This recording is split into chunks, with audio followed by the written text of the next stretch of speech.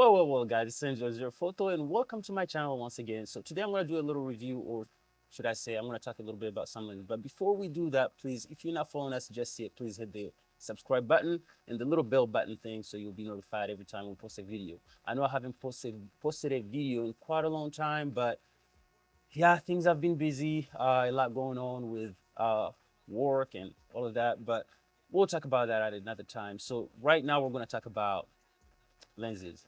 So if you're trying to get into videography, everyone in this business knows that cameras do come and go. Every single year they post something new, something different, something better than what we had last year.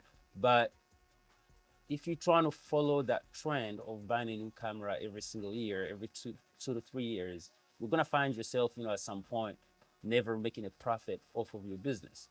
However, if there is one thing you should invest into is lenses. Why? Because lenses almost never lose their value.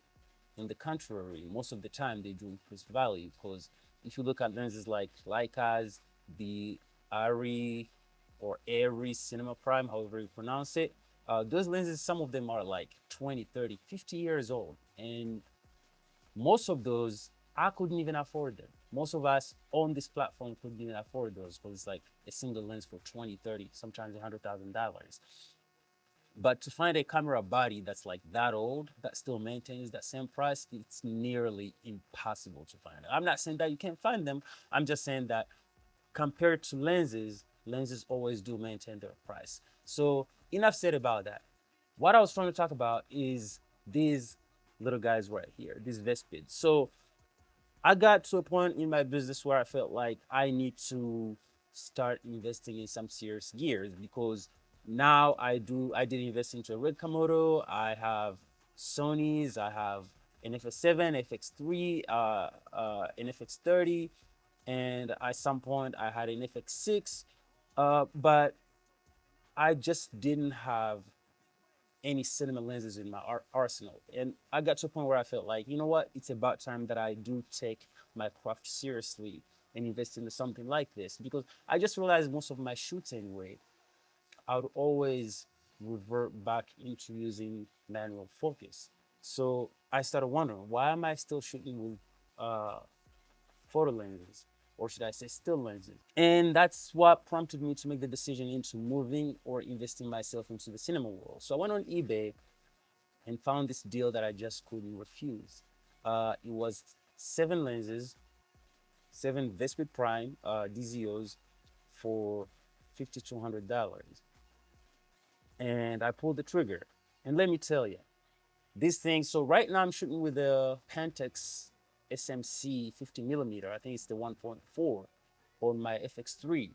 But comparing that lens to this 25 millimeter Vespid Prime, the differences are very minimal.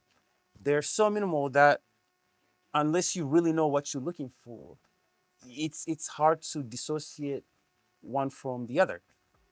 But long story short, so I was running into some issues at some point with my photo lenses. Why? Because yes, they're reliable. Autofocus is cool and all, when you're shooting yourself or you just a one person, one man band.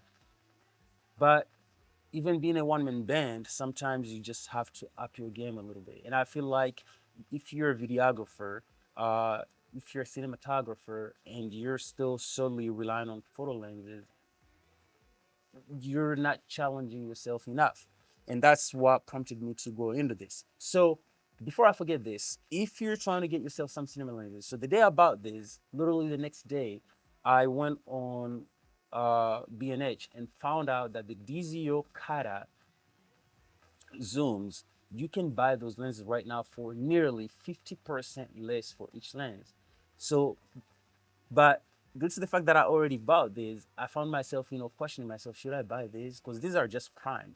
And I always feel like having some zooms into your arsenal, you can never go wrong with that. I had to pull the trigger. So I literally bought me three lenses for with everything, taxes and all that included. It cost me roughly about 43, 41, $4,300. And if I was to buy those lenses at full price right now, they'll literally run me about $7,000 to $9,000. So you can't beat that deal. And I was just basically trying to show you guys where we're sitting at, because like I said before, my channel is all, all about growth. It's all about helping one another. It's all about growing together as videographers, cinematographers, and all that, and collaborate at some projects. So if you do have any questions regarding these lens, or there is a specific video you'd like for me to make to show what they're capable of, I'll be more than happy to do that. But until next time, thank you very much for tuning in. Do not forget to subscribe, hit the bell button if this is your first time here. And if you have any questions, please go ahead and post them down there on the comments, and I will get right back to you. Thank you very much.